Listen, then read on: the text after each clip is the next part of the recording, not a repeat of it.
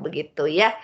Jadi mudah-mudahan nih kita berdoa bersama, mudah-mudahan nanti kalian bisa kuliah luring gitu ya di ITB ya, merasakan bagaimana oh seperti ini ya namanya kuliah, mungkin nanti di lab dan sebagainya begitu ya. Doakan saja mudah-mudahan nih nanti di semester depan. Dosen juga sama nih anak-anak ya. Susah nih kalau mau masuk ke kampus ya harus ada izin dulu seminggu sebelumnya gitu ya. Dan mungkin keperluannya apa itu harus jelas. Jadi sama dosen juga rindu ya pengen kuliah lagi gitu. Kalau pegawai sih biasa ya ada jadwal mereka berapa kali ke kampus ya, jadi mungkin mereka nggak kehilangan banget lah begitu. Kecuali pernah kemarin di matematika kejadian ya di jurusan kami di matematika di SITH juga lumayan tuh pernah kemarin itu sebelum matematika malah itu ibu tuh sampai 8 pegawai positif itu di TU.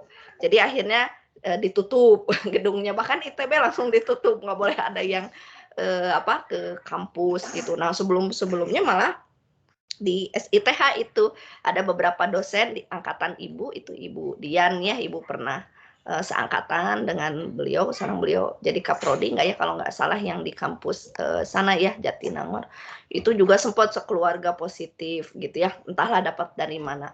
Nah biasanya jadi sulit juga kami sebagai dosen untuk masuk ya, jadi mudah-mudahan nanti juga anak-anak ada rezekinya ya bisa masuk berkuliah di ITB dan pulih kembali lah semuanya ya mudah-mudahan.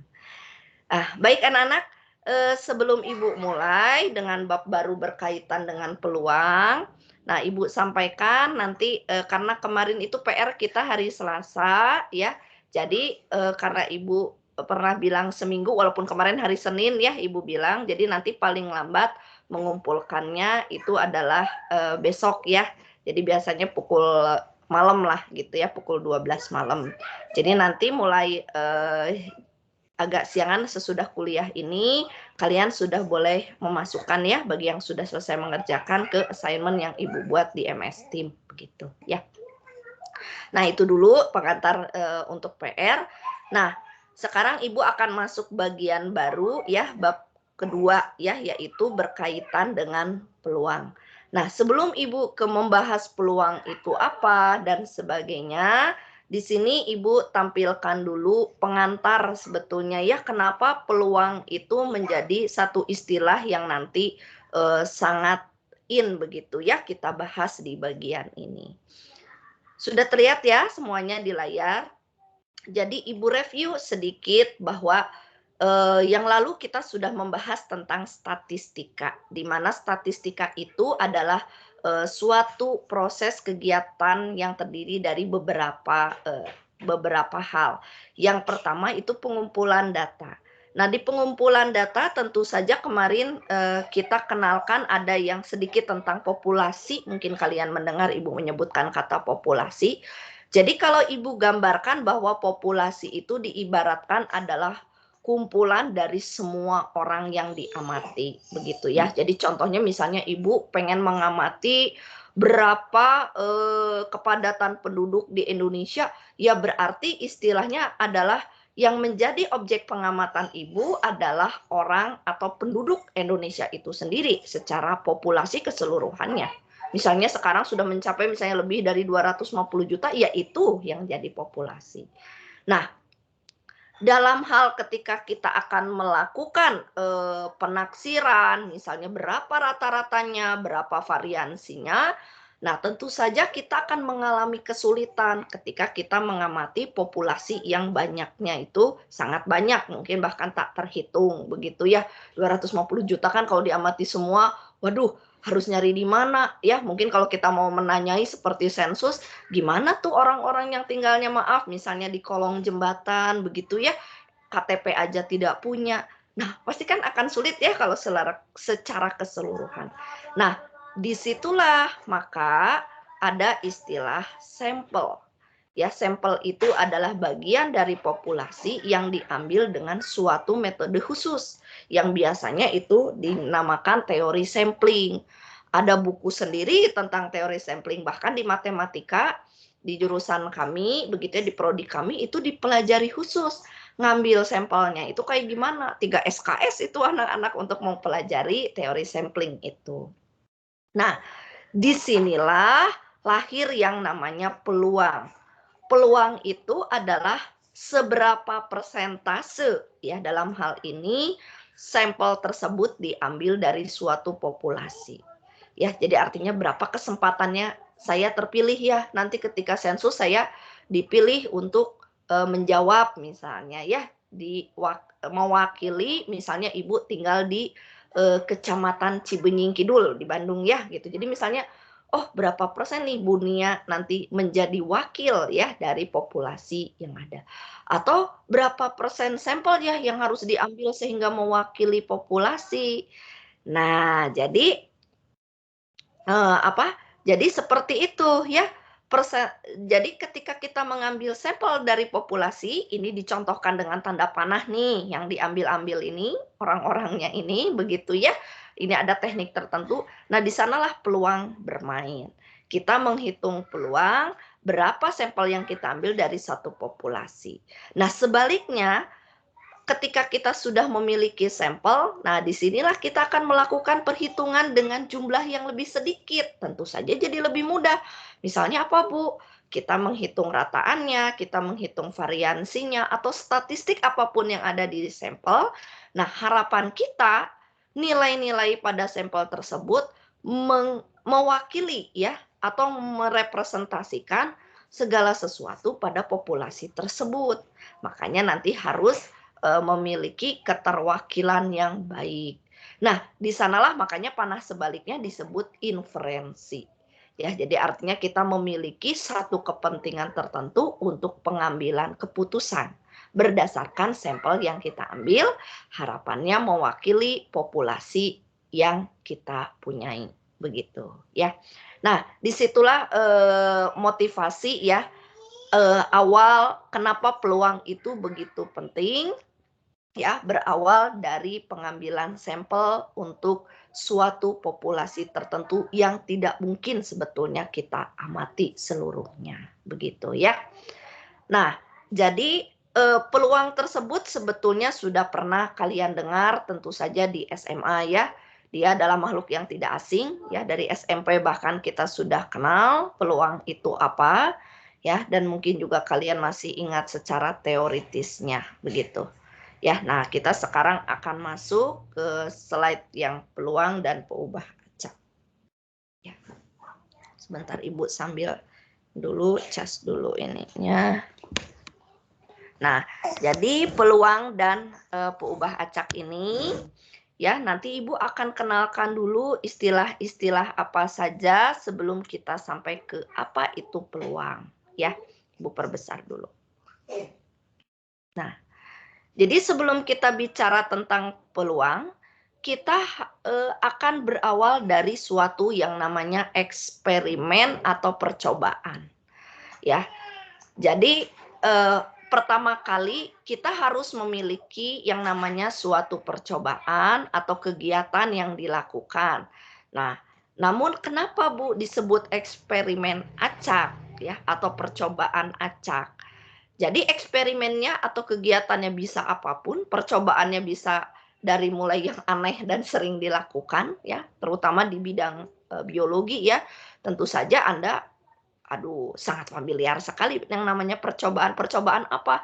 Misalnya percobaan melakukan pembedahan terhadap kodok untuk mengamati misalnya organ tubuhnya.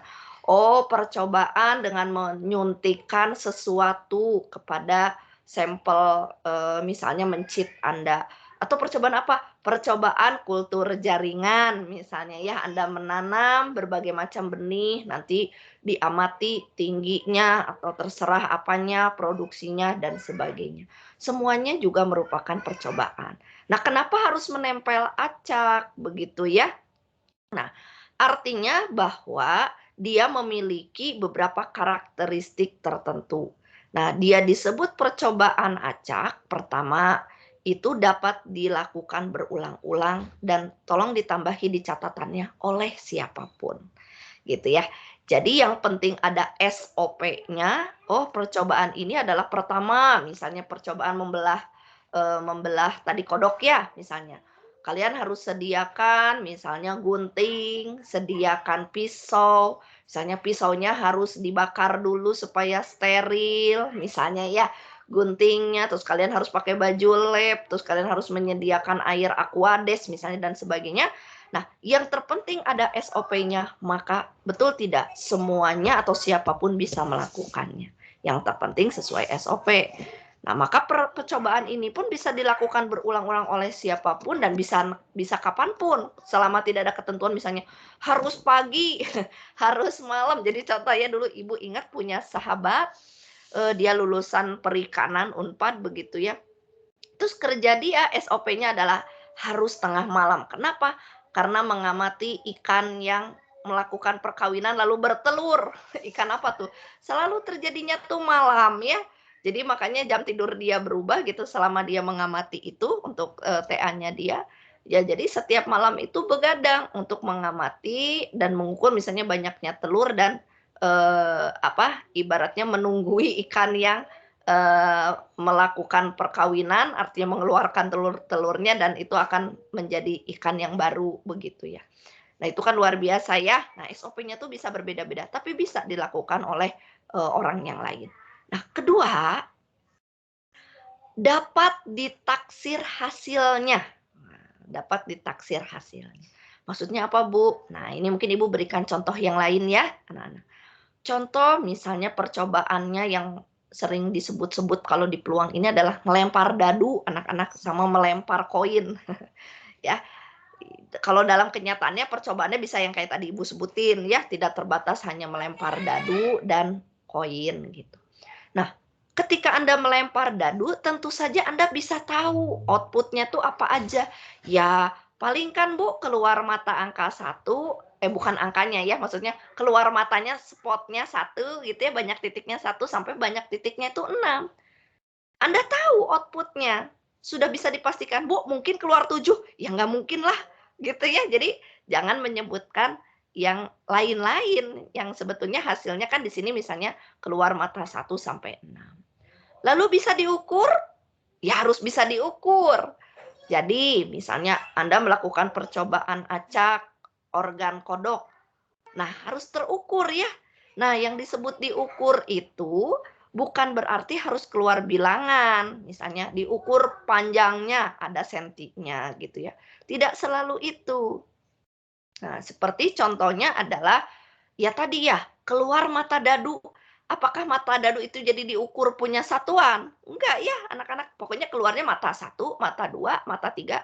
Terukur semuanya ya, bisa kita lihat gitu. Oh, keluarnya mata 1, 2. Nah, itu nanti disebutnya kualitatif. Makanya data kita kemarin ada data kuantitatif yang berupa kuantitas ya, angka, juga bisa juga kualitatif. Seperti golongan darah bisa diukur, bisa jelas ya.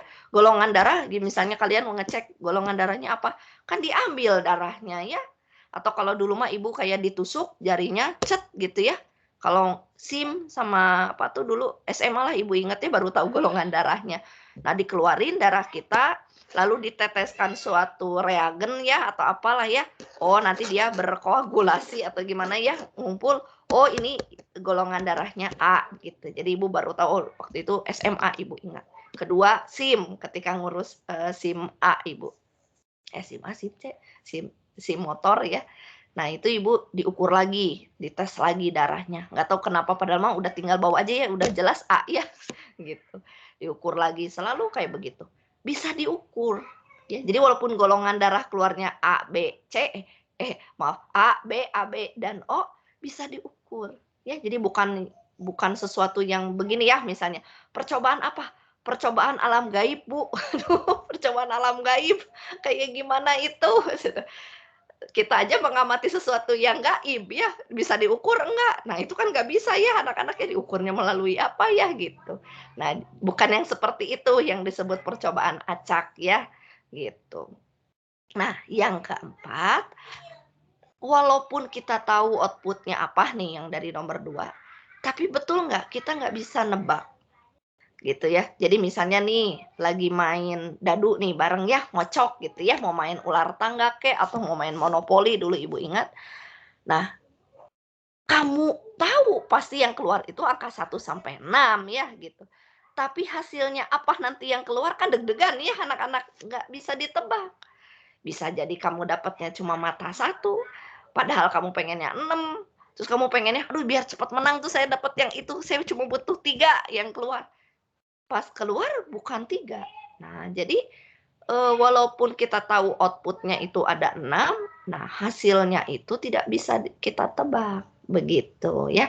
Nah, jadi segala kegiatan percobaan yang kita lakukan merupakan suatu percobaan acak jika terkesan ada 4 ini yang terpenuhi, begitu ya, yang bisa kita amati kejadiannya. Nah, sesudah kita memiliki eksperimen atau percobaan acak, maka Anda bisa mendefinisikan yang namanya ruang sampel. Di sini Ibu tuliskan sebagai S. Kalau dulu di SMA itu suka dibilanginnya SMA atau SMP ya, sudah dibilangnya sebagai semesta. Semesta, tapi sebetulnya dia singkatan dari sample space begitu ya. Biasanya kan kalau dalam bahasa Inggris singkatannya akan menjadi suatu simbol. Nah, apa itu ruang sampel? Ruang sampel itu adalah semua himpunan kemungkinan yang dapat muncul dari suatu eksperimen acak. Nah, di sini makanya Ibu nomor 1 harus ada eksperimennya dulu, percobaannya apa. Baru kalian bisa mendefinisikan apa ruang sampelnya. Gitu ya. Nah, ini Ibu berikan contoh yang agak advance begitu ya dibanding yang tadi contoh dadu lah ataupun apa itu koin. Nah, di sini tolong kalian bayangkan dulu percobaannya. Percobaannya yaitu mengecek 3 buah kain yang diproduksi oleh pabrik setiap hari. Nah, jadi ini biasanya di industri ya, anak-anak di industri atau di pabrik tekstil ya yang memproduksi gulungan kain setiap harinya. Nah, itu biasanya ada bagian QC. QC itu quality control yang biasanya lulusan SMA ya.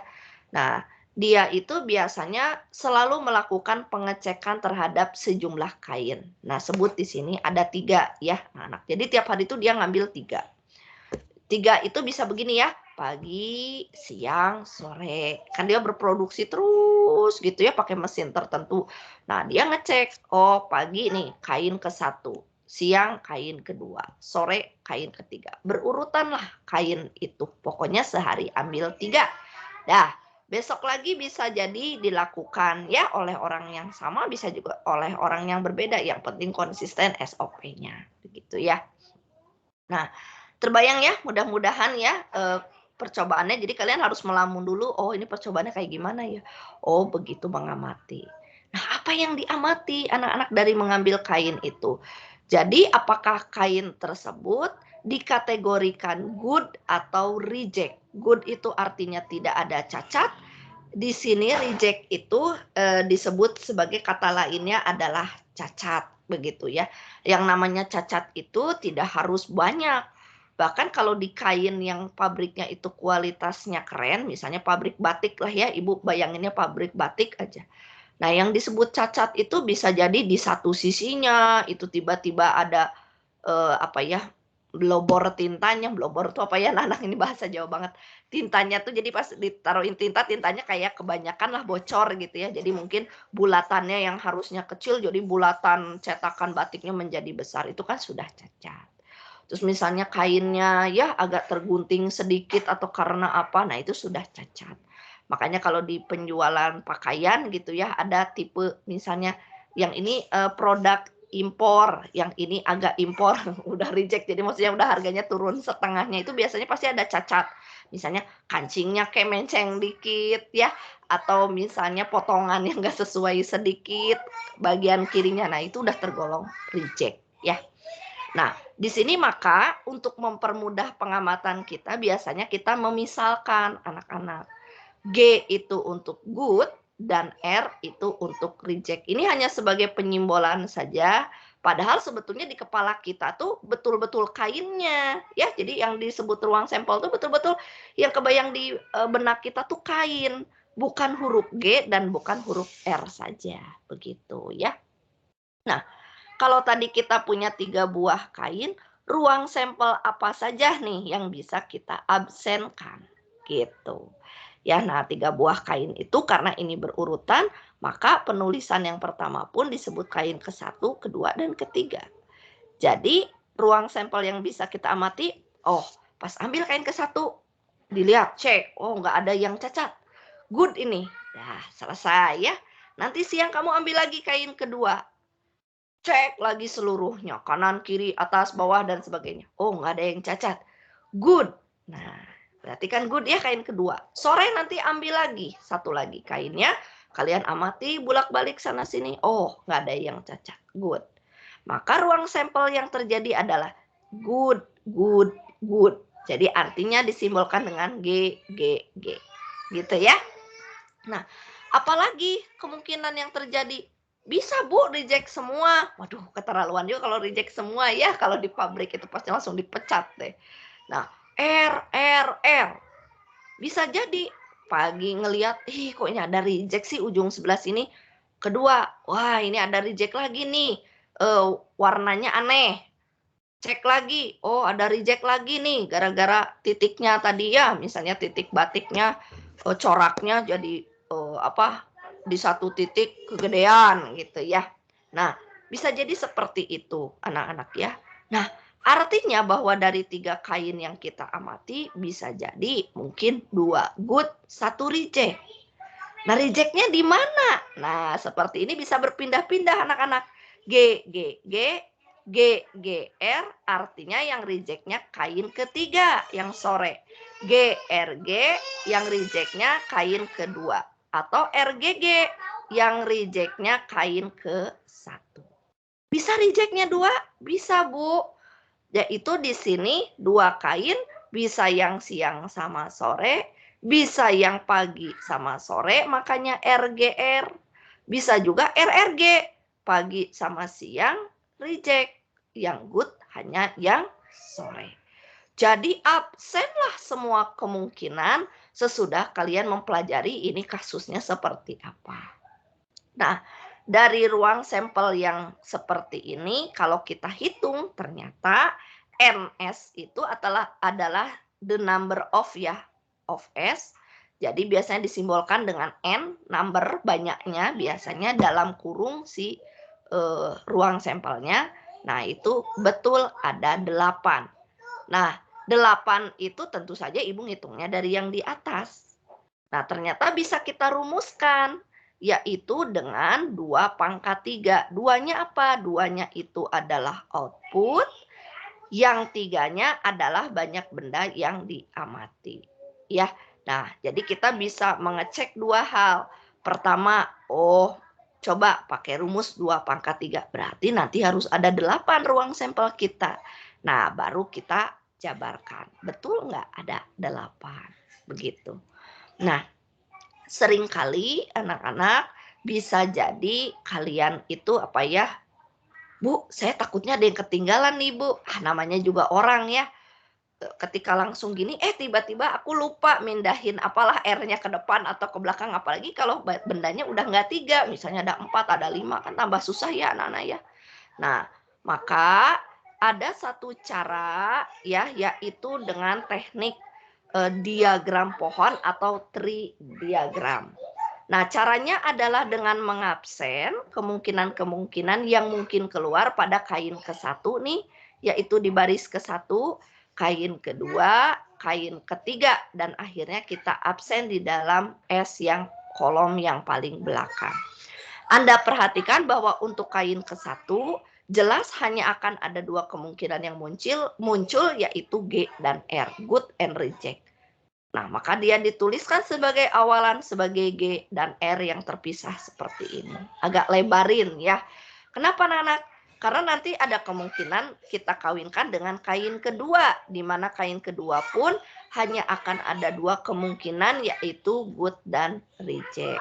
Sehingga beranaklah dari good ini menjadi bercabang 2 yaitu G dan R kembali. Begitupun dengan yang tadinya R akan bercabang kembali menjadi good dan reject yang lain. Nah, masuk ke kain ketiga, di mana kain ketiga itu tadi Ibu contohkan diambil sore. Nah, ada dua kemungkinan juga, yaitu G dan R. Sehingga beri panah keluar dari masing-masing kemungkinan yang tadi ada dua. Ya, sekarang menjadi 4 kemungkinan, yaitu GR, GR seperti ini. Nah, sesudah kalian melakukan penjabaran diagram pohon, maka kita bisa mengabsen ruang sampelnya dengan membaca dari kiri ke kanan. Jadi contohnya adalah di bagian yang paling atas nih, Anda dapatkan, lihat, ikuti panahnya, yaitu G, G, G. Ya, maka hasilnya adalah GGG yang seperti di samping paling kanan. Kemudian GGR, ya, G, G, ikuti panahnya tetap ke atas. Nah, baru berikutnya di kain ketiga turun ke R. Berarti dia GGR. Dan seterusnya sampai Anda bawah, yaitu R, R, R. Ya, ini adalah kemungkinan yang terakhir. Ya, nah ini adalah merupakan salah satu cara dengan diagram pohon ini untuk apa ya istilahnya mengabsen barangkali takutnya ada ruang sampel yang tertinggal, begitu ya dari yang kita amati. Bu, boleh nggak Bu nanti saya tidak pakai diagram pohon? Saya udah terampil kok Bu, ngabsen kayak gini tinggal saya pindah-pindahin gitu ya. Boleh, nggak masalah. Tidak harus dengan diagram pohon Anda mengabsennya. Ya, jadi diagram pohon itu adalah sebagai suatu alternatif supaya kalian bisa mengabsen semua kemungkinannya. Begitu ya. Nah, sekarang Ibu tanya dulu. Nah, di sini dari buku pustaka yang dipunyai, yaitu Rosner dan Walpole, siapa di antara kalian yang sudah punya barangkali PDF-nya? Aulia, Muhammad Aulia?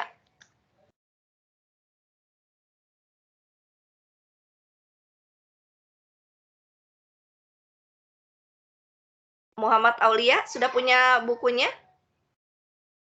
Maksud Ibu buku paket ya? Sudah ada?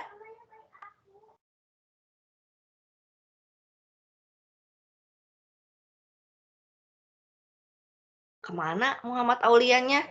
Raiza? Iya Ibu, buku paket panduan ya Bu ya? Betul, ada kalian sudah punya, maksudnya Raiza sudah punya atau belum? Aku belum punya Bu. Sama sekali di antara dua itu? Iya, belum coba download gitu. Oke, sekarang siapa yang udah punya kira-kira? Boleh menyebutkan siapa?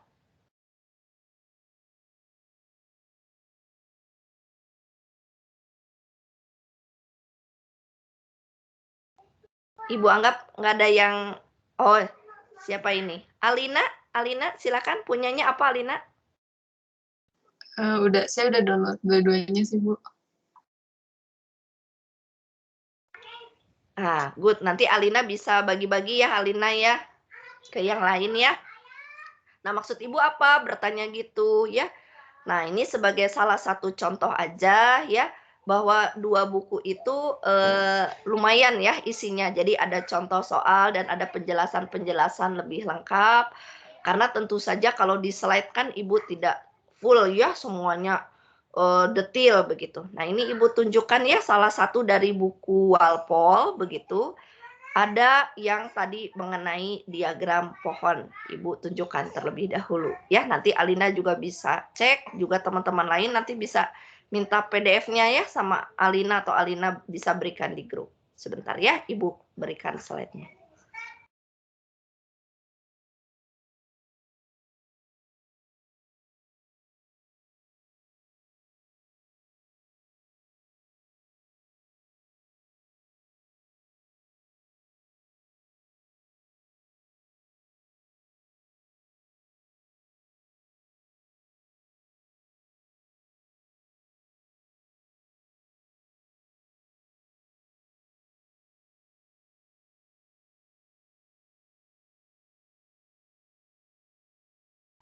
Udah terlihat masing-masing anak-anak di layar? Sudah Bu. Nah, ini adalah salah satu contoh dari buku Walpole ya, di mana di sini diterangkan ya. Nah, seperti yang percis tadi Ibu sampaikan ya, yaitu tentang diagram pohon ya yang memang dilakukan. Nah, ini percis sama seperti tadi Ibu yang memiliki dua output ya. Jadi ada first item, second item, third item, dan terakhir sampel poinnya. Nah, jadi di sini mengabsen dua kemungkinan yang bisa keluar. Di sini disimbolkan dengan huruf D dan N. Berikutnya juga di second item D dan N. Begitupun dengan third item itu D dan N. Ya, sehingga terabsen seperti tadi. Di sini nanti bisa kalian baca maksud Ibu. Ya, kalau sudah punya bukunya kan. Oh, ini ada D, D, D sampai N, N, N. Ya. Nah, Ibu mundur, jadi nanti penggambaran diagram pohon ini tergantung dari eksperimennya gitu ya. Nah, ini adalah contoh diagram pohon yang lain. Coba ya sekarang. Kalau Ibu punya diagram pohon kayak gini, ini apa ya yang bisa diamati? Nah, ini kan kalian nanti bisa baca sendiri. Nah, bisa seperti ini. Kalian bayangkan ya. Ini first outcome. Jadi output yang bisa keluar dari percobaan pertama. Ini second outcome, yaitu kemungkinan yang bisa keluar dari percobaan kedua. Jadi bayangkan bahwa ada dua kejadian yang dilakukan. Nah, jadi yang pertama itu kegiatannya adalah ini kalau ada dua keluaran, ini H dan T ini biasanya head dan tail. Ini biasanya pelemparan koin anak-anak ya. Jadi di pelemparan koin nanti baca ya, barangkali ini Ibu ngarang aja ini ya, ngarang dulu nih. Ya, jadi pelemparan koin misalnya di sini yang keluar hanya akan ada dua kemungkinan, yaitu gambar dan angka, atau kalau di mereka biasanya di sini kepala dan ekor gitu ya. Makanya disimbolkan dengan huruf H dan huruf T. Nah, kemudian gimana? Nah, jika yang keluarnya H, head, maka lakukan percobaan berikutnya, yaitu melemparkan koin kembali. Nah, makanya di sini ketika keluarnya head, maka lanjutkan dengan pelemparan koin lagi. Makanya kemungkinannya keluar head dan tail. Nah, namun jika ternyata pada percobaan yang pertama Anda melempar keluarnya tail, ekor, maka lanjutkan dengan Anda melempar dadu, begitu ya. Nah, ketika Anda melempar dadu, tentu saja kemungkinan ruang sampel yang ada itu adalah, bukan ruang sampel, maaf, kemungkinan yang ada dulu ya, yaitu keluar mata dadu 1, 2, sampai 6. Nah, bisa kayak begini anak-anak keluarnya maksud Ibu ya. Jadi semua ini adalah tergantung dari eksperimen acak yang kalian lakukan. Makanya disimak dulu ya, eksperimen acaknya itu apa dengan betul gitu. Nah, baru sesudah itu kalian mendefinisikan di sini ruang sampelnya. Nah, kalau udah terabsen seperti ini, perhatikan ruang sampel yang bisa terjadi. Lihat ya, yang paling atas adalah HH, head, kemudian HT, ya, HT. Nah, namun yang menarik kalau depannya T, maka dia diikuti karena dengan pelemparan dadu, maka dengan T1, T2, sampai T6. Kalau kita lihat di sini ada 8 ruang sampelnya, begitu ya. Dengan percobaan kedua itu dilakukan berbeda untuk dua kasus yang diperoleh, begitu. Nah, ini merupakan salah satu contoh penjabaran dari eksperimen acak. Anda gambarkan kejadiannya melalui diagram pohon. Jadi menurut Ibu, ini hanya alat untuk mempermudah. Kalau kalian sudah terbayang ceritanya seperti apa, boleh langsung silahkan saja. Kalian langsung mengabsen begitu ya setiap ruang sampelnya. Nah, ini adalah salah satu contoh ya dari buku Walpole berkaitan dengan peluang yang bisa kalian pelajari lebih lanjut secara teoritisnya. Nah, Ibu lanjut lagi ya, jadi itu salah satu caranya.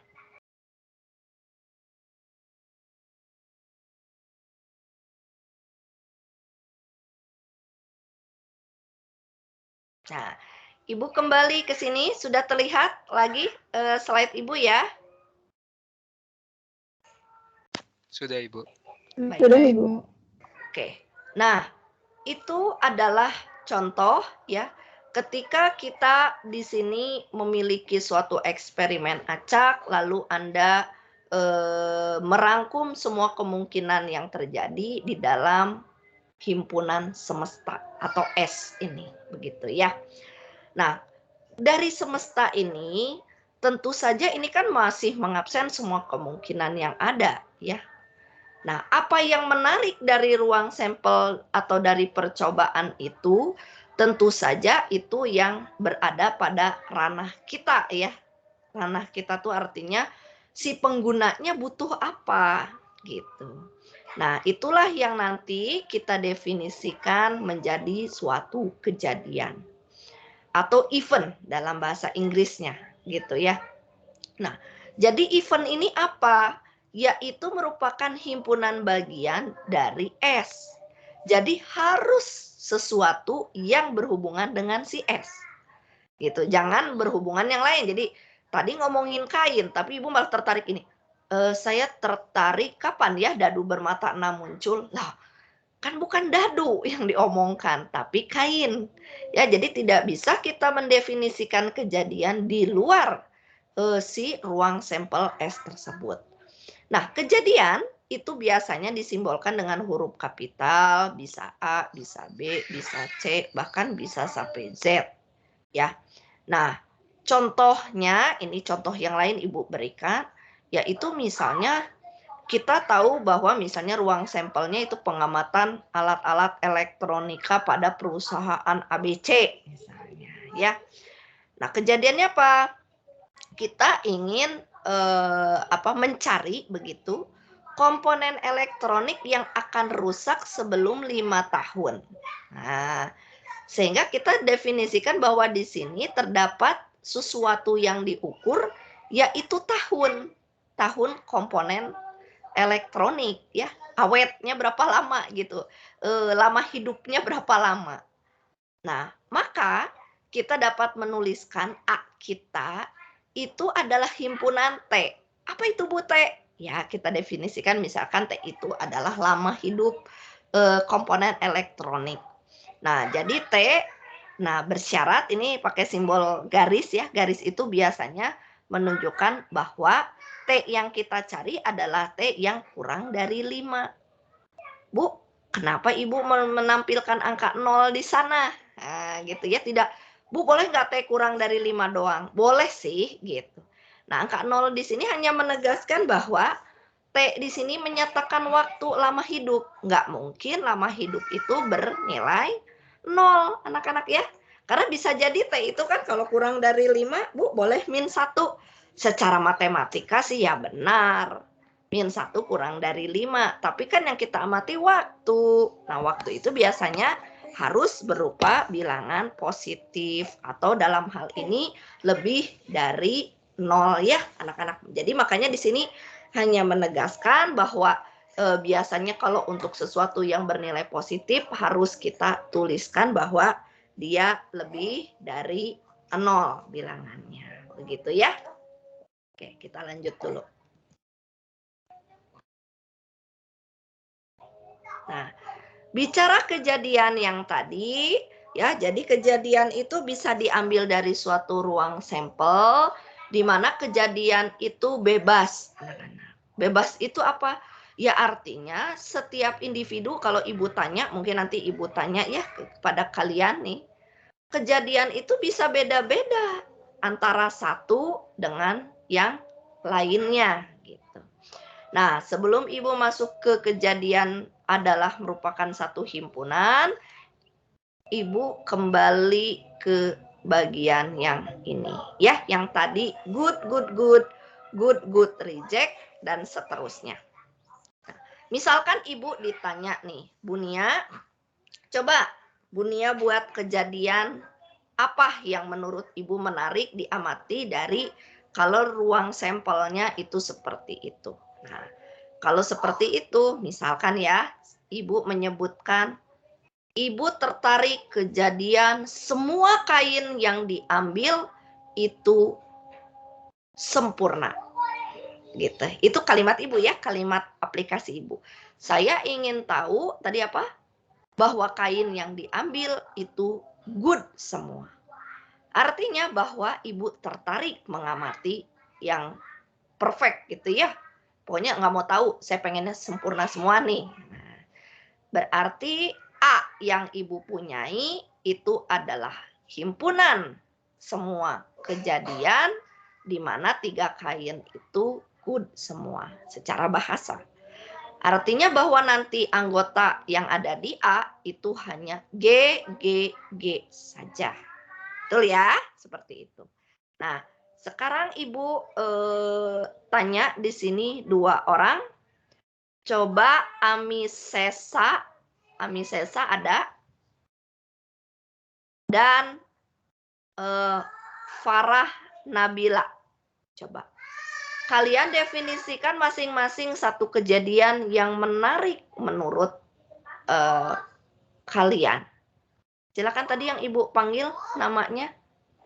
Kejadian B misalnya ya. Ibu tadi kejadian A, sekarang tadi kejadian B, silakan. Halo?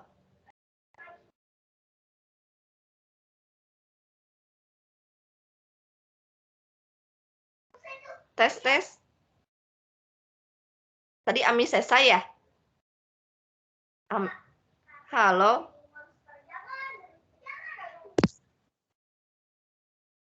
Ada? Ada anaknya? Halo?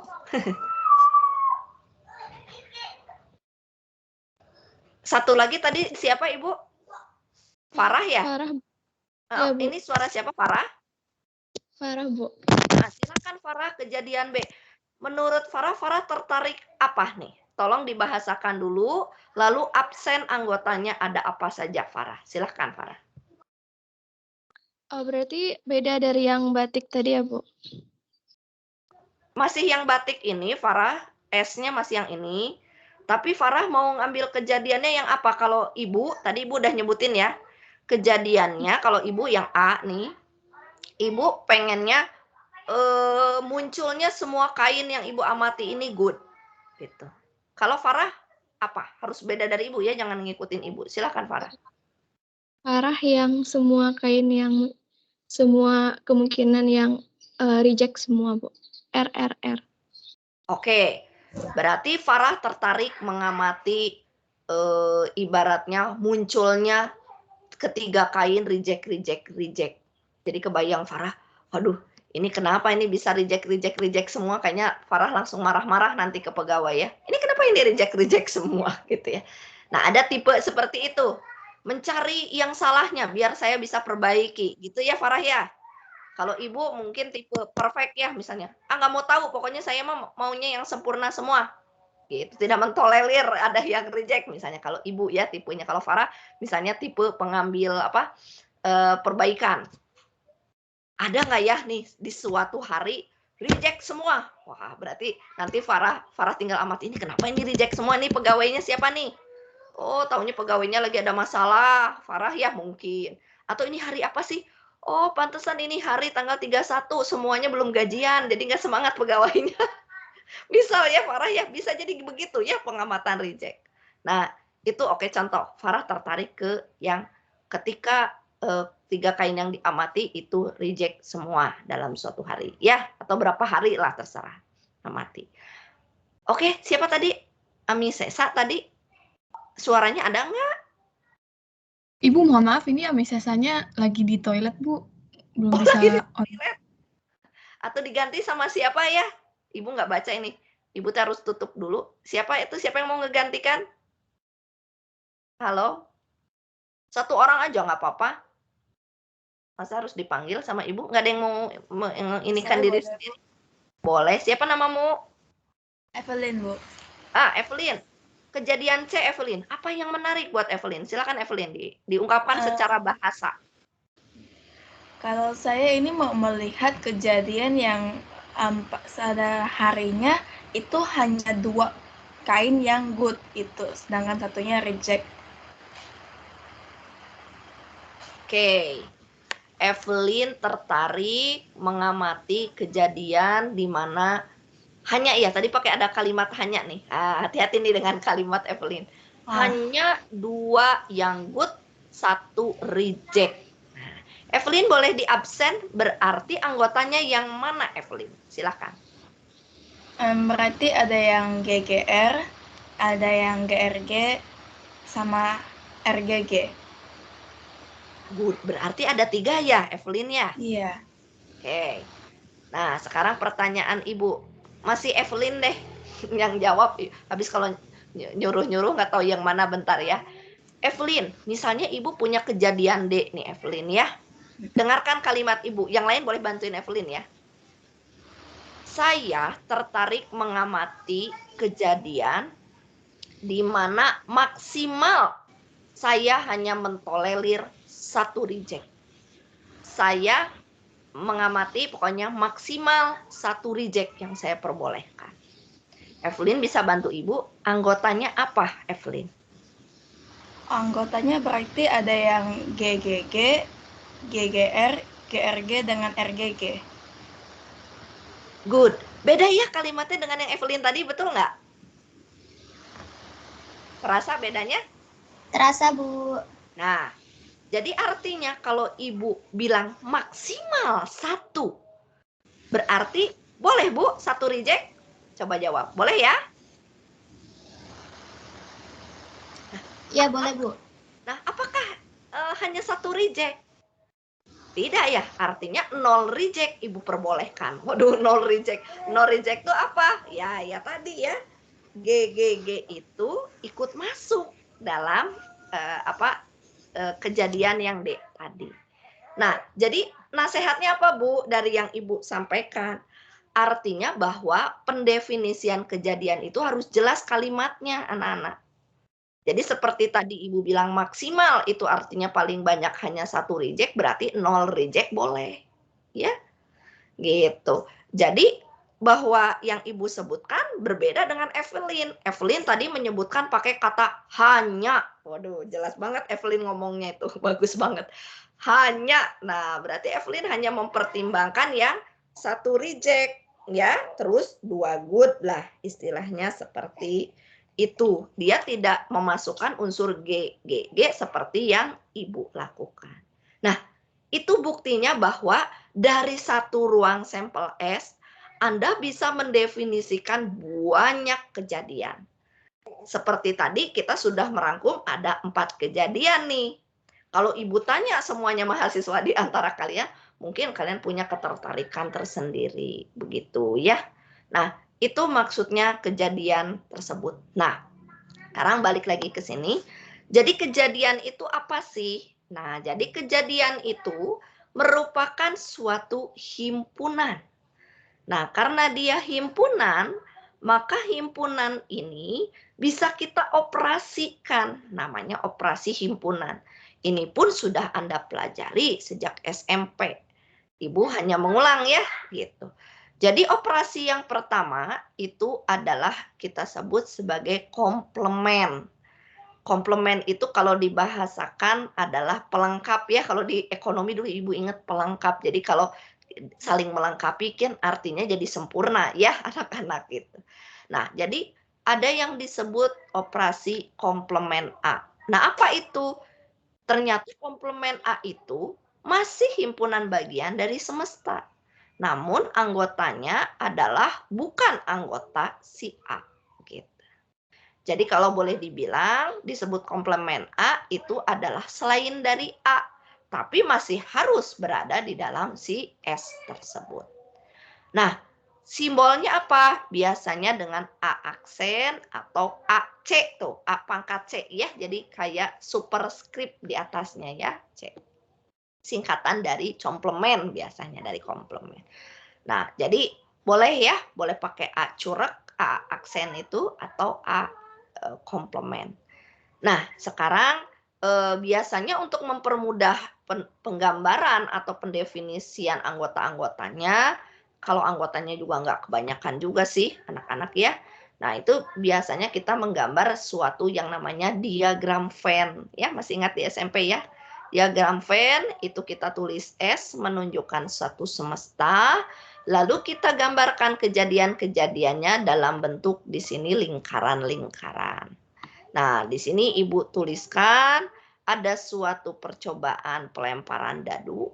Tolong dibayangkan, pelemparannya 1 dadu atau 2 dadu nih? 1 ya, kalau nggak dibilangin, oh pelemparan dadu. Nah, berarti sesudah ada percobaannya, yaitu pelemparan dadu, Anda harus mendefinisikan si S, yaitu ruang sampel, di mana ruang sampel itu berisi semua kemungkinan yang mungkin ada. Oh, berarti di sini tolong dibayangkan angka 1 itu bukan angkanya sebetulnya ya. Tapi kalian bayangkan ada dadu, pas di atasnya itu titiknya ada 1. Nah, gitu. Sebetulnya jadi ruang sampel itu bukan angkanya ya. Tetapi adalah kalian membayangkan sebetulnya dadunya, dadu beneran gitu. Tapi kan untuk mempermudah nggak mungkin Ibu gambar dadu. Apalagi tadi ngegambar gulungan kain, nggak mungkin Ibu ngegambar kain ya. Gimana gambarnya kain ya? Apalagi kalau Ibu nggak pintar ngegambar. Nah, maka di sini kita wakili ya gitu ya, gambar dadu yang keluar matanya 1 itu adalah dengan angka 1, 2 juga seterusnya sampai 6. Nah, kejadian A di sini misalkan Ibu tertarik mengamati munculnya mata dadu genap. Begitu ya. Nah, artinya A itu akan berisi angka 2, 4, dan 6. Begitu ya. Nah, jadi ketika Ibu bertanya, berarti komplement dari A-nya apa? Nah, berarti kita bisa menuliskan dengan A aksen, yaitu lawannya dari munculnya mata dadu genap, yaitu munculnya mata dadu ganjil, kalau dibicarakan secara bahasa. Anggotanya apa? Munculnya mata dadu ganjil, ya selain munculnya angka 2, 4, 6, ya tidak lain adalah 1, 3, dan 5. Begitu ya. Cukup jelas ya kalau di sini menurut Ibu tidak terlalu sulit. Nah, coba sekarang yang lain. Kejadian B dan C, apa yang bisa kalian amati begitu ya. Sekarang Ibu minta Andika sama Zakwanil. Nah, Zakwanil Hakim tadi. Andika dan Hakim. Boleh dibuat kalau misalnya S-nya adalah munculnya mata dadu 1 sampai 6 begitu. Kira-kira kalau tadi Ibu mah tertarik mengamati mata dadu genap, Andika tertarik ke apa Andika? Silakan Andika dan Hakim berturut-turut.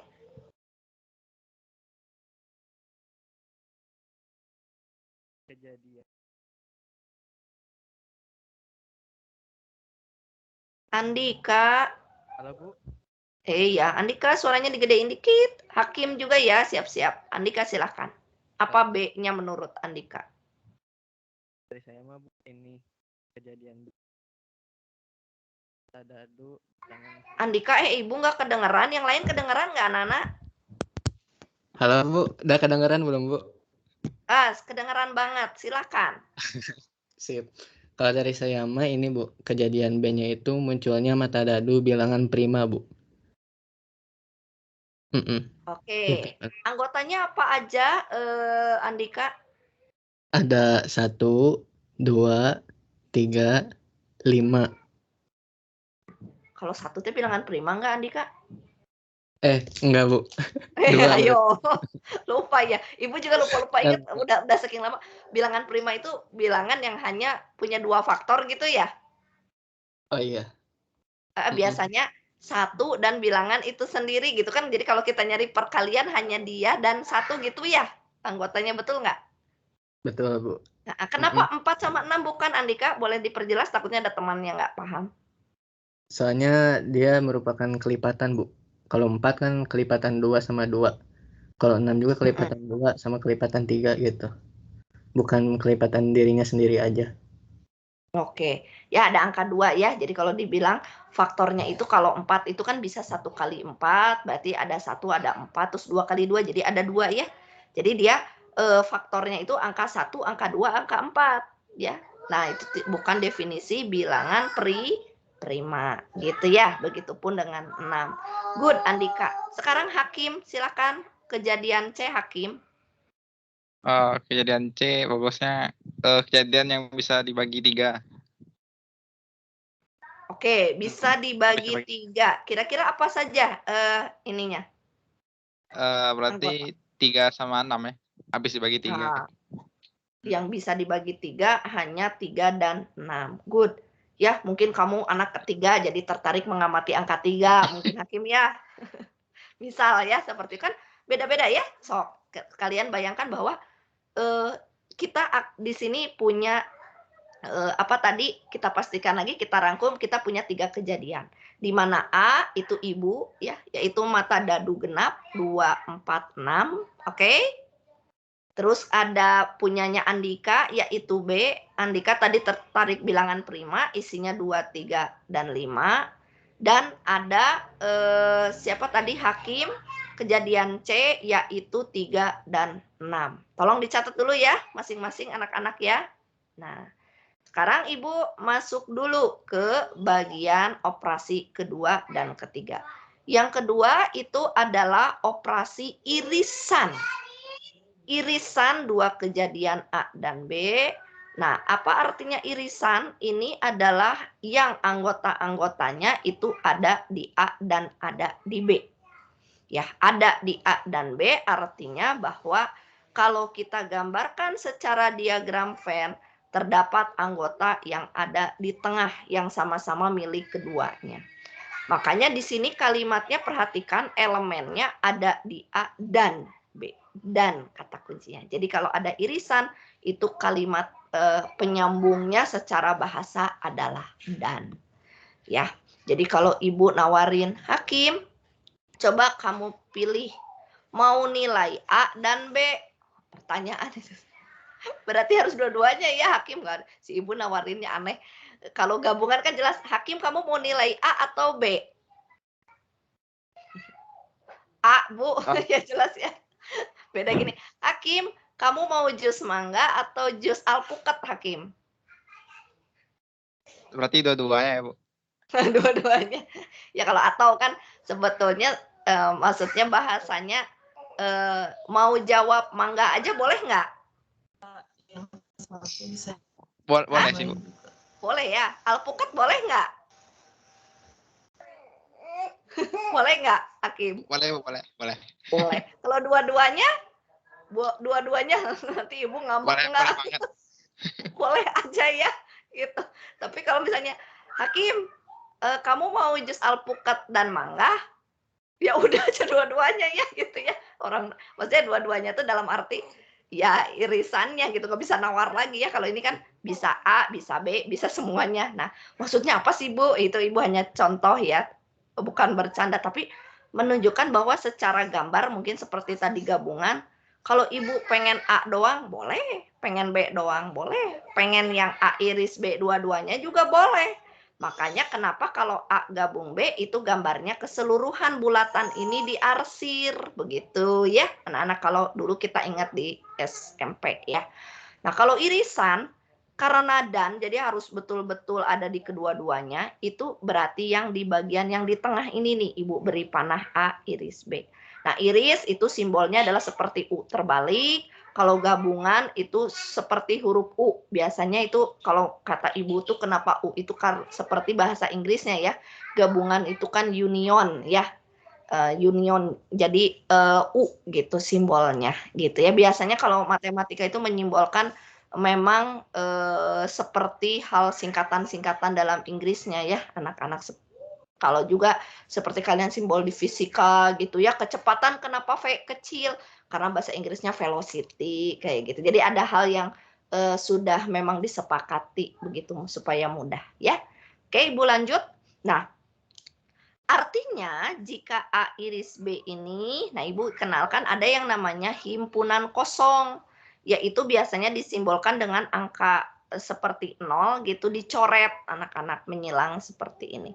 Jadi jika A iris B artinya bagian yang bersamanya tidak ada gitu ya, maka A dan B ini dikatakan saling lepas atau disjoin. Jadi kapan dua himpunan disebut saling lepas? Artinya kalau secara gambar A sendiri buletannya, B juga sendiri. Nah itu tatkala A iris B-nya itu adalah himpunan kosong. Begitu ya. Kalau A gabung B-nya kalau himpunannya saling lepas, A sama B-nya tidak bersatu, ya A gabung B-nya sama aja dengan A gabung B mau punya irisan pula ya. Jadi kenapa saling lepas ini didefinisikan dengan irisan? Karena dia lebih masuk akal ya. Jelas bahwa irisannya tidak ada. Kalau gabungan mah sama aja gitu ya. Mau dia punya irisan atau enggak, gabungannya akan semua anggota di A dan B itu. Begitu ya. Nah, itu barangkali beberapa istilah yang Ibu kenalkan. Nah, sekarang Ibu berikan dulu kesempatan nih 5 menit. Tadi kan udah didefinisikan A-nya Ibu itu adalah 2, 4, 6. Begitu ya. Kemudian tadi punyanya Andika itu prima ya 2, 3, 5. Punyanya Hakim 3 dan 6. Nah, sekarang Ibu minta dari kombinasi 3 kejadian yang tadi kami beda-beda, coba Ibu minta kalian mencari berpasangan dua-dua gitu ya, irisan, komplement, tadi komplement, maaf anak-anak, komplement, kemudian irisan, dan juga gabungan. Paham maksudnya? Ya, jadi komplement berarti nyari tiga-tiganya, A komplement, B komplement, C komplement. Irisan juga sama ya. A iris B, A iris C, B iris C, cari semuanya. Ya, begitupun dengan A gabung B, A gabung C, B gabung C. Gitu ya. Sok, dicoba dulu Ibu berikan waktu 5 menitan. Bagus sih kalau ada yang pakai laptop gitu ya, bisa dicoret-coret nanti tulis tangan kayak begitu, nanti bisa kita share ya di sini. Kalau enggak ya disebutkan saja. Oke, Ibu beri waktu ya 5 menit. Paham perintahnya anak-anak? Satu orang paham? Paham, Ibu. Sip. Coba dulu ya. 5 menit kalian coba, nanti Ibu pilih, Ibu tanya. Oke, silahkan.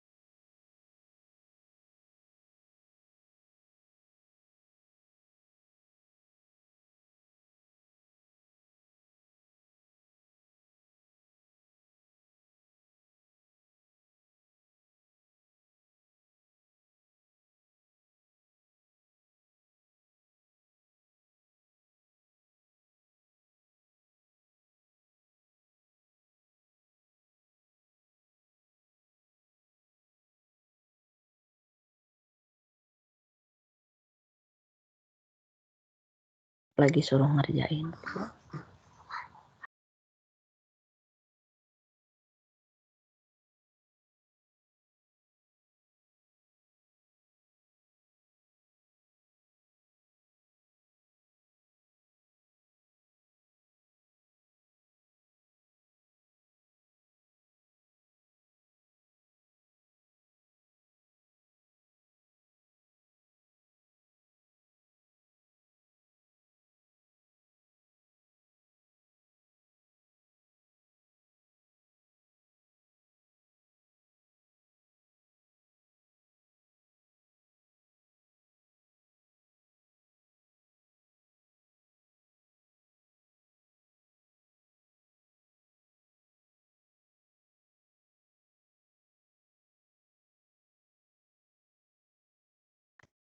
Sudah beres anak-anak? Satu orang?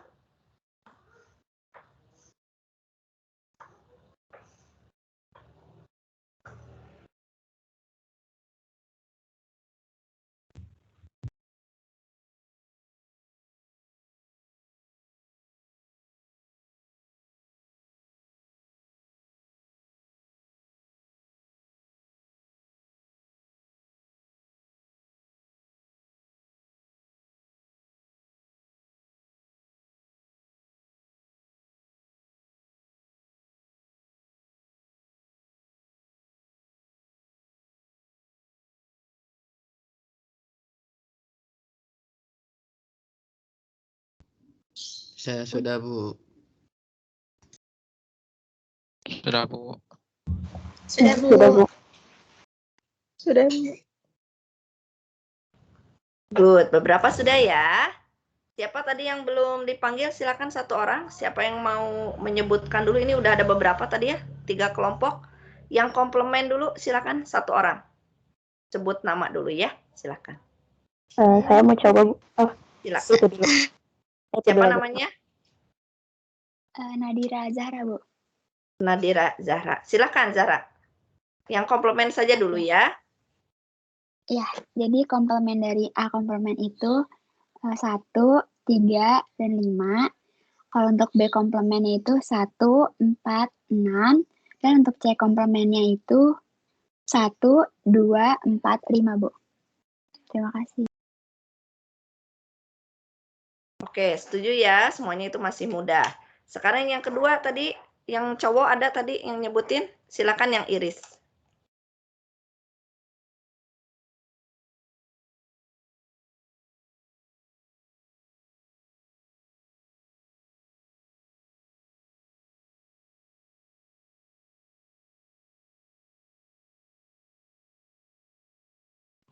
Siapa ini? Kok ngelamun? Hayu. Saya deh, Bu, boleh. Iya, sok. Jangan Pak tunggu-tunggu ya. Yang irisan Silakan ya, Bu, Iris. ya. Yang irisan untuk A irisan B itu 2. Terus untuk A irisan C itu 6. Terus untuk B irisan C itu 3.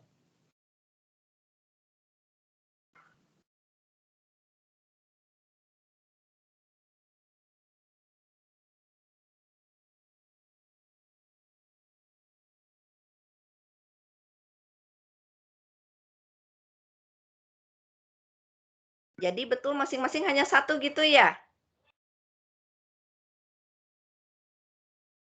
Ya? Iya, Bu. Ya, Bu. Iya. Dan kebetulan beda-beda semua ya. Jadi A iris B hanya 2, A iris C hanya 6, B iris C itu 3. Satu orang yang untuk gabungan silakan. Meta mau, Bu. Mau, Bu. Ya. Yuk, Meta. Oke, jadi kalau yang A gabungan B itu ada 2, 3, 4, 5, dan 6. Ini lanjut, Bu. Lanjut Meta semuanya. Oke, kalau yang A gabungan C itu ada 2, 3, 4, dan 6. Kalau yang B gabungan C itu ada 2, 3, 5, dan 6.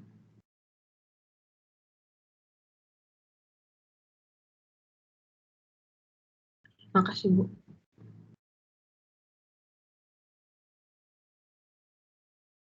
Good. Masih mudah ini ya anak-anak ya, jadi Ibu lihat bisa lah semuanya. Nah sekarang biasanya ya kalau kalian punya A, B, dan C itu biasanya juga kalian mampu ya, harus mampu menggambarkan dalam suatu diagram Venn begitu ya. Nah di sini diagram Venn-nya itu terbentuk seperti apa? Harus kita lihat berdasarkan anggota-anggota dan juga operasinya kalau menurut Ibu. Jadi misalnya apakah di antara A ini karena 3 kejadian ya anak-anaknya, jadi harus ada 3 buletan lah kalau kita simpulkan. Berarti Anda harus melihat dulu apakah A dan B itu ada irisan, oh ada 2. Terus kalau 3 berarti pertanyaan kita adakah irisan antara A, B, dan C begitu ya? Waduh ternyata kalau dilihat di sini, kalau kita lihat Ibu tambahkan ya satu perintah di sini. Di mana ya anak-anak? Ini tertin apa? Nulisnya ya. Jadi kalau kita cari misalnya Ibu pindah ke sini aja ya. A iris B iris C ya gitu. Kalau kita lihat adakah dia yang sama di ketiga kejadian tersebut? Ada nggak yang sama meta? Untuk yang sama semua itu nggak ada, Bu. Nggak ada ya. Jadi boleh dibilang bahwa A iris B iris C itu adalah himpunan kosong. Nah, apakah kalau kita punya 3 himpunan, balik lagi ke sini ya. Tuh, jika A iris B himpunan kosong, maka A dan B dikatakan disjoin. Bisa nggak meta kalimat itu kita kenakan untuk yang di atas itu meta? A iris B iris C itu himpunan kosong. Berarti A, B, dan C disjoin. Bisa gitu nggak meta? Bisa. Apa definisi disjoin meta? Saling lepas, nggak ada yang nggak bisa deh Bu, karena antara A dan B, B dan C, A dan C itu ada yang saling berkaitan.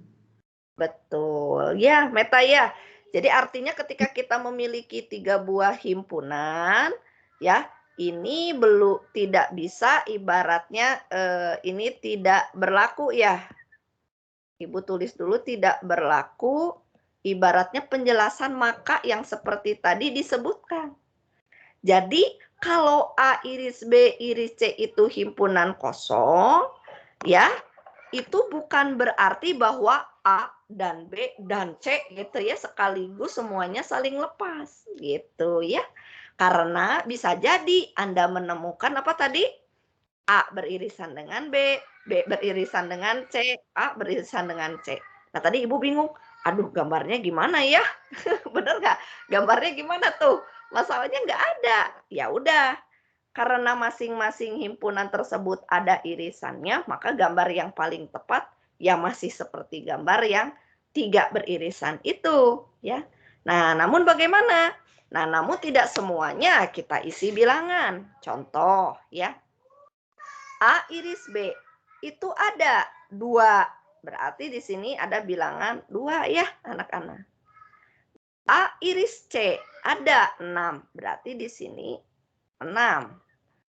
B iris C ada 3. Berarti di sini 3. Namun di sini karena dia tidak ada irisannya, tentu saja ini ya kita diamkan ya anak-anak ya. Ini tidak ada ini. Di tengah ini bilangan yang bisa menempati. Nah, baru sesudah itu kita berikan angka-angka yang lain. Jadi misalnya yang A berarti buletannya hanya yang A saja, yaitu 2, 4, 6. Nah, berarti ada angka 4 yang tidak menjadi anggota irisan. Di B itu 2, 3, 5. Berarti angka 5 dia yang sendirian di situ. Begitupun yang C yaitu 3 dan 6.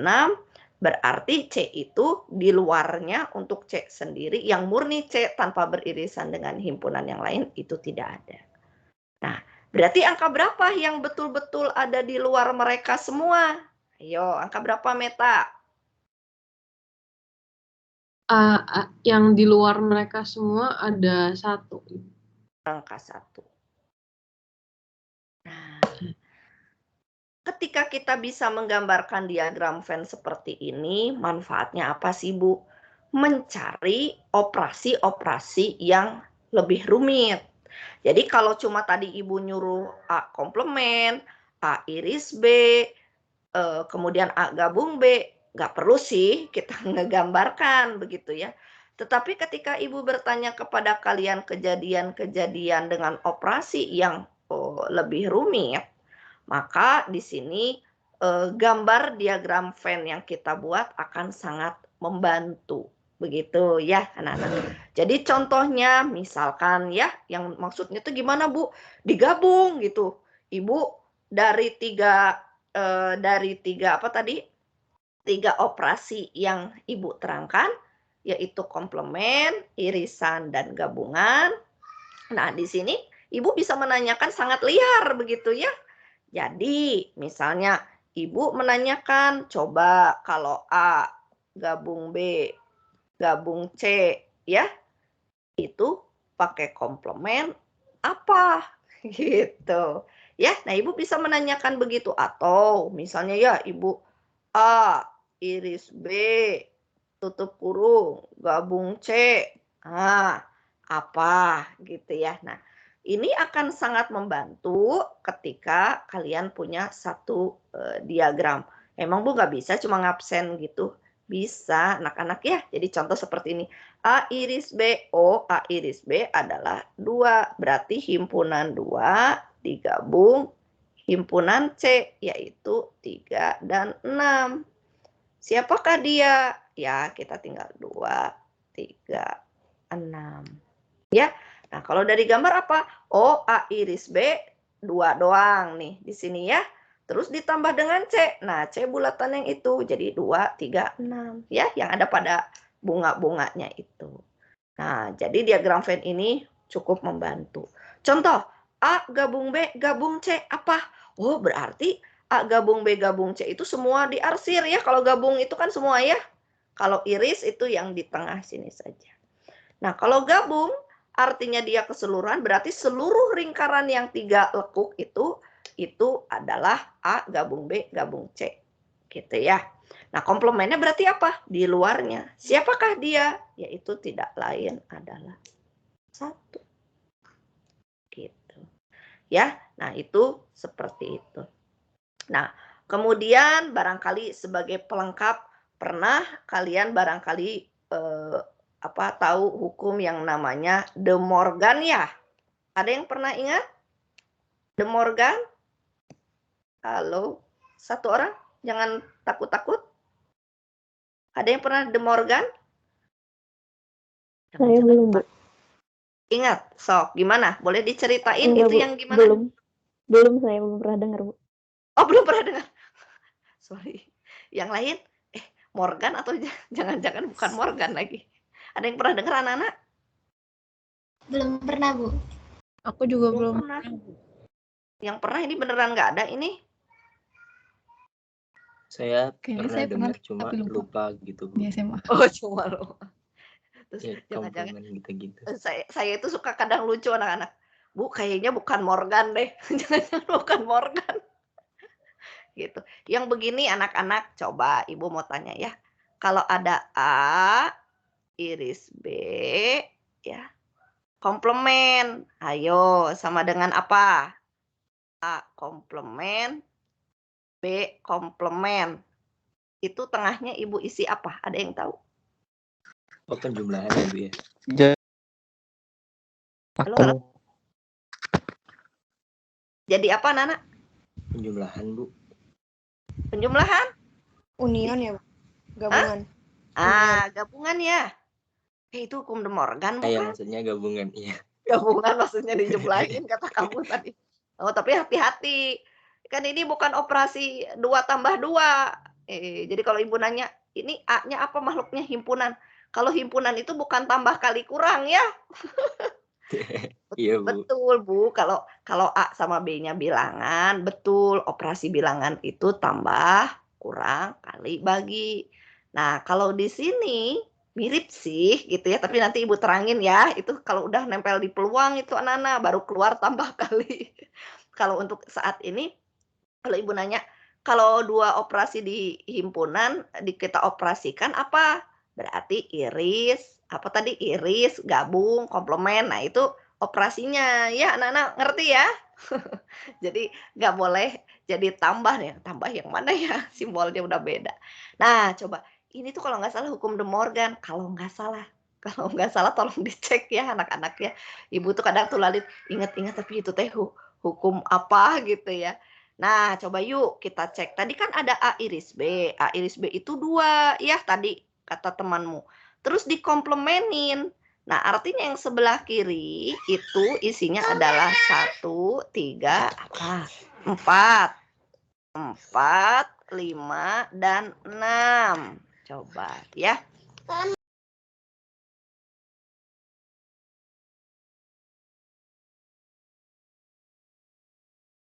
Nah, sekarang gimana kalau A komplement? Coba. A komplement itu tadi, Ibu belum ngisi deh. A komplement itu adalah tadi kata teman kalian 1, 3, 5. Nah, B komplement itu 1, 4, 6. Kalau digabung, ya betul nggak? Ini adalah 1 ada, 3 ada, 4 ada, 5 ada, 6 ada, yang nggak ada 2 ya. Nah, tuh. Sama ya. Secara anggota ketika kita absen sama. Jadi ini bunyi hukum De Morgan, yaitu bahwa kalau ada A iris B dikomplementkan, dia akan masing-masing komplemennya tetapi tanda iris berubah menjadi gabungan. Begitu ya. Nah, itu salah satu pemanfaatan dari tadi ya beberapa operasi yang kita lakukan. Jadi ini ada 2 operasi nih, udah diirisin, dikomplemenin. Udah dikomplemenin, digabungin. Nah, itu sudah menyangkut 2 operasi gabungan. Jadi kalau kita melihat mah kali sama tambah, kurang sama bagi, yang mana duluan? Tergantung yang mana dulu yang dikurungi ya, anak-anak ya, yang diberikan kurungan begitu. De Morgan mah kalau nggak salah lebih rumit dari ini dah ya. Nantilah cek ya, ada De Morgan namanya hukumnya. Nah, itu anak-anak. Jadi ini adalah salah satu pemanfaatan ya dari kejadian. Jadi kejadian-kejadian yang tadi kita definisikan itu bisa kita gabung, kita iris, tergantung dari apa yang menarik kalian amati dari setiap kejadian tersebut.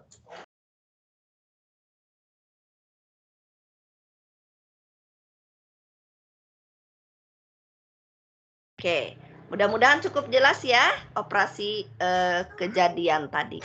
Nah, sekarang Ibu akan jelaskan dulu. Nah, sesudah kita memiliki kejadian, sebetulnya kata kuncinya, Bu, kapan nyampe peluangnya, Bu? Gitu ya, penasaran. Dari tadi Ibu judulnya peluang, kapan Ibu ngomongin peluang? Nah, sekarang Ibu akan masuk dulu suatu jembatan ya bahasanya dari yang namanya kejadian ke peluang.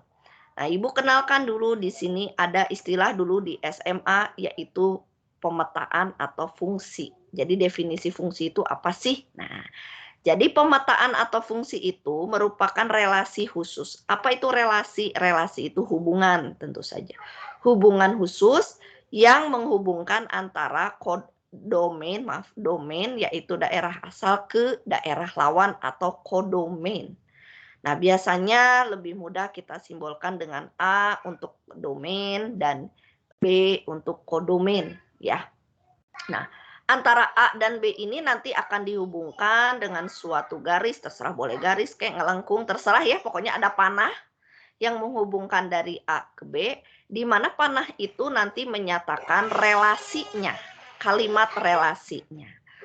Nah, di sini Ibu kenalkan ada 2 macam fungsi, yaitu ada fungsi titik dan ada fungsi himpunan. Nah, seringkali kalau kita bicara fungsi, itu biasanya kalian harus setuju nih, Ibu paksa, pasti di ranah nomor 1, yaitu fungsi titik. Jadi maksudnya gimana sih, Bu?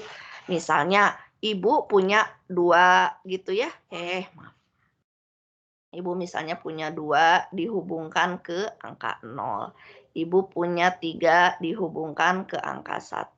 Ibu punya 4 dihubungkan ke angka 2. Ibu punya 5, ibu hubungkan ke angka 3. Coba, ada yang bisa menebak nggak? Relasi apa antara A dan B? Satu orang.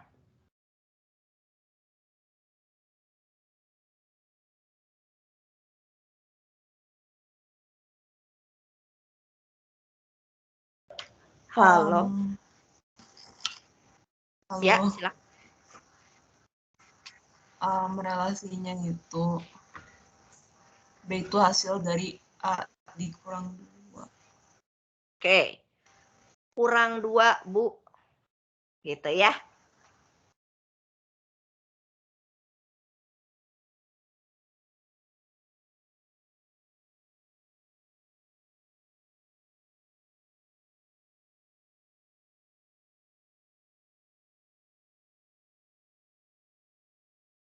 Atau mungkin Ibu membaca gini, A itu 2 lebihnya, boleh ya gitu ya?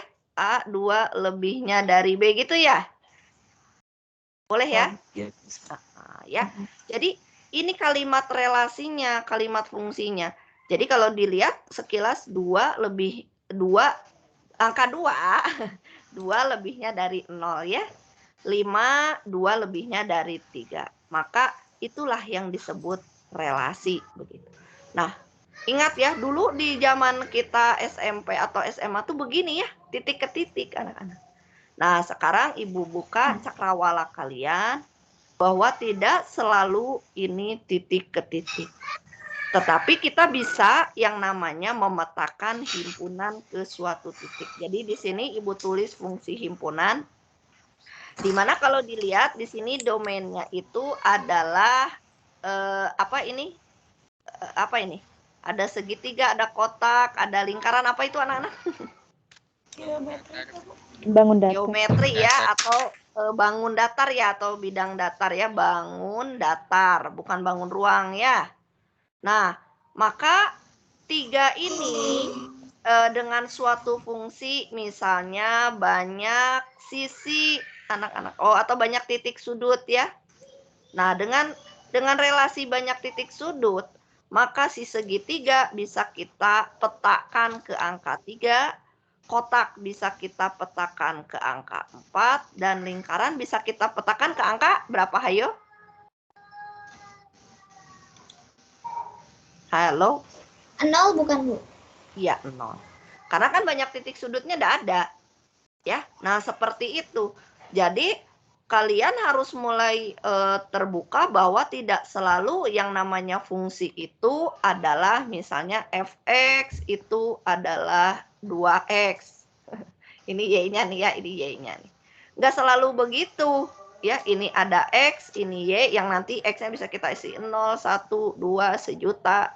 Ya, tidak selalu seperti itu. Nah, jadi bisa jadi domainnya itu adalah berupa himpunan. Nah, disinilah nanti Ibu akan kenalkan ya bahwa di A-nya itu akan berupa ya ruang sampel S, dan kita akan mendapatkan suatu bilangan real dan fungsinya itu merupakan peluang. Nah, disitulah nanti bahwa peluang itu adalah sebuah fungsi dari himpunan anak-anak. Ya, gitu. Nah, nanti akan kita lihat lebih jauhnya, ya. Ibu terangkan dulu di sini apa itu peluang.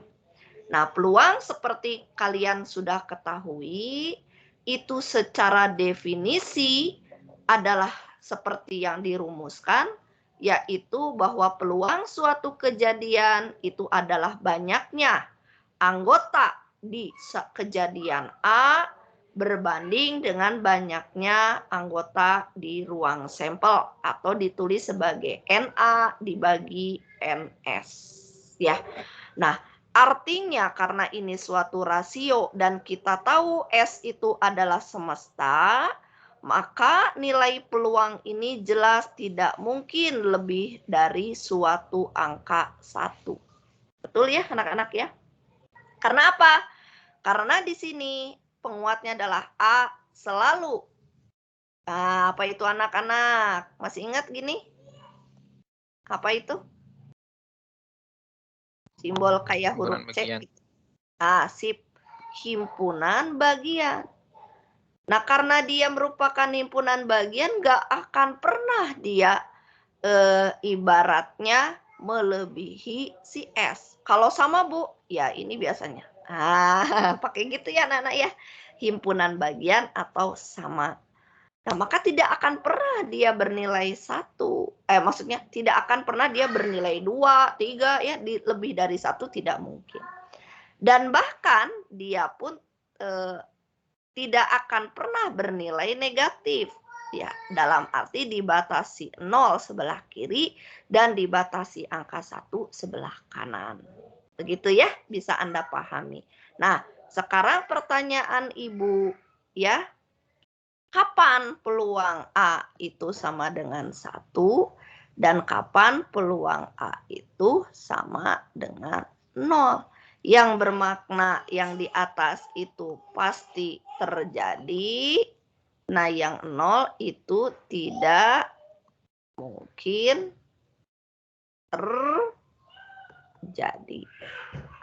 Kapan gitu ya, PA itu sama dengan 1. Perhatikan dari rumus ini.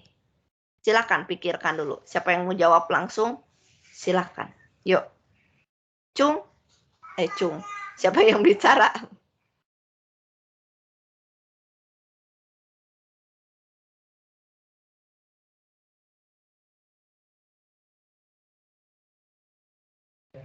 Ayo ini. Siapa anak-anak? Ibu nunggu nih.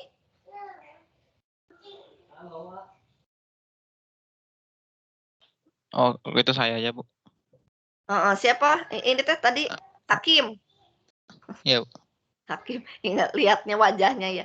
Hakim, silakan Hakim. Kapan PA sama dengan 1? PA sama 1 berarti ketika semua kejadian itu ada semuanya itu kejadiannya ini guna kalimat ya. Anggota kejadian dari A adalah juga anggota kejadian dari semesta gitu ya, Bu. Kayak jadi iya, Bu. boleh Ibu tulis kapan dia terjadi sama dengan 1. Kalau secara rumus berarti NA sama dengan gitu ya. NS. Sama dengan NS. Nah, kapan terjadi itu? Artinya bahwa setiap anggota A ya S itu sendiri gitu ya. Hakim ya? Iya, Bu. Ya. Jadi A-nya itu adalah semua yang ada di S kita sebut. Jadi full lah semuanya gitu ya. Tidak ada yang kita pilih-pilih kayak tadi ya. Nah, sekarang kapan Hakim PA itu 0? Ketika NA itu ketika anggota yang ada di kejadian itu bukanlah anggota dari semesta gitu. Tidak ada satupun NA kalau ya. bukan NA dari semesta atau kejadian yang lain atau itu mah semesta yang lain kali. Gimana coba lebih tepatnya? Gini aja Hakim. Kalau secara rumus ya, kapan peluang A itu 0? Saat NA-nya 0. Pinter.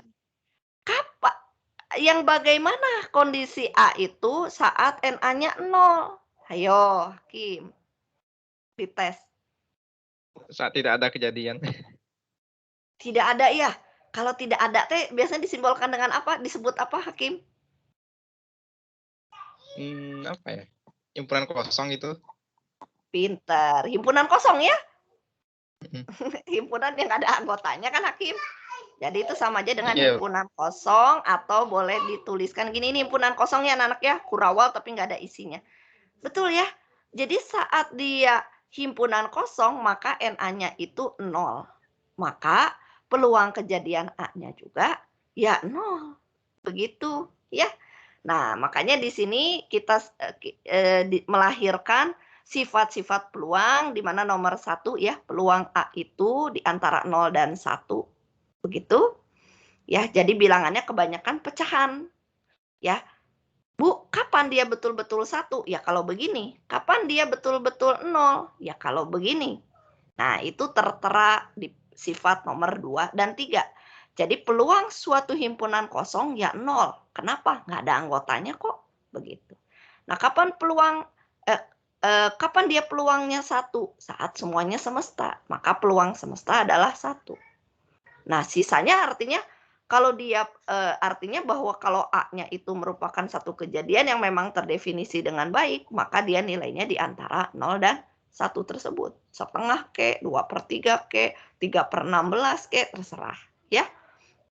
Nah, yang keempat yang menarik adalah bahwa kalau kita punya himpunan dan komplemennya, gitu ya, di mana bahwa gabungan dari himpunan tersebut dengan komplemennya adalah 1, maka peluang A gabung A aksen itu akan mencirikan bahwa peluang A ditambah peluang A aksen itu adalah 1. Gitu, ya. Nah, di sini yang mungkin tadi teman kalian, Bu, tambah Bu. Nah, kalau tambah anak-anak itu ranahnya adalah bukan himpunan, tetapi peluangnya, karena peluang itu sudah bilangan. Makanya berlakulah di sini. Nih, tanda tambah. Karena peluang A itu bilangan, peluang A aksen juga bilangan. Bilangan tidak mungkin diiris dengan bilangan. Ingat, yang iris, gabung, dan sebagainya itu himpunan. Begitu ya. Nah, disinilah terjadi peluang A ditambah peluang A aksen itu 1 jika memang berarti menunjukkan bahwa yang satunya adalah komplemennya. Jadi kalau Ibu bilang begini ya, nah kapan ini peluang A gabung B sama dengan 1? Nah ini terpenuhi jika B itu adalah A komplemen gitu secara tidak langsung. Ya, oke, sampai sini silakan ada pertanyaan. Ibu persilakan dulu 1-2 orang.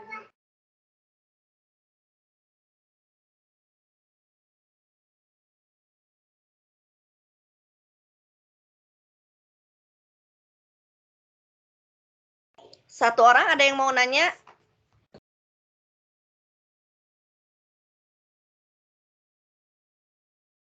Bu, saya mau tanya Bu, yang terkait peluang itu nggak selalu rasio kan bisa dalam bentuk persentase.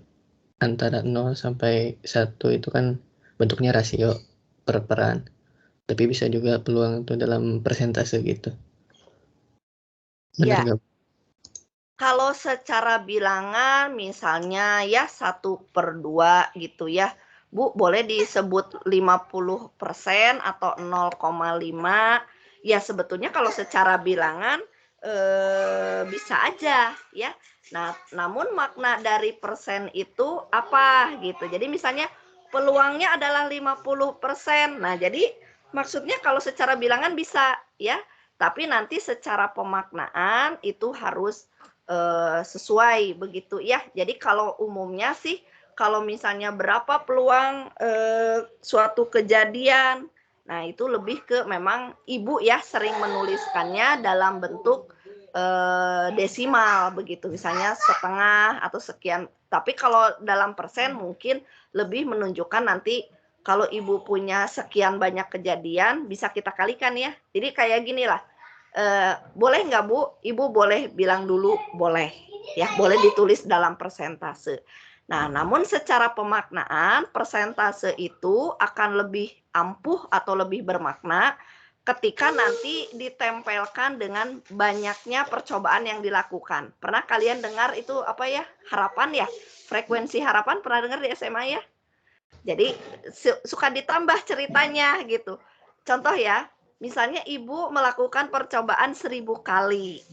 Nah, peluang kejadian A itu 0,5 atau 50%. Nah, berapa banyak dari berapa tadi? 1000 apa 100 tadi Ibu, maaf? 100? 100.